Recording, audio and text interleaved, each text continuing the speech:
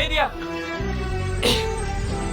للي بيتابعني تلاقيني في الفيديوهات هقول لك انا عايزك تتحول في حياتك لبني ادم وحش قتالي وزعق كده. امال انت فاكر ان الحياه هتحترمك لو انت بقيت بني ادم ضعيف؟ ايوه الحياه ما بتحترمش غير الوحوش. ووحش يعني مش بني ادم وحش.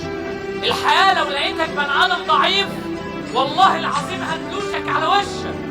البني ادم ما بتحترمش، الحياه ما بتحترمش بني ادم ضعيف.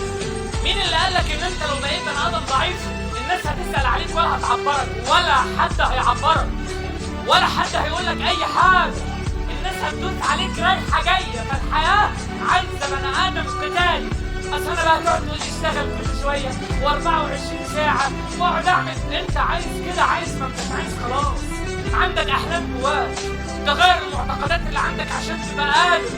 على السوشيال ميديا الناس تقول لك بياعين كلام، اصل ما عندهمش غير كده. لا انا مش بياع كلام، انا يمكن على السوشيال ميديا ما بقولش انا شغال ايه، لا انا بقول الكلام وبعمله وهعمله وهفضل طول حياتي اعمله.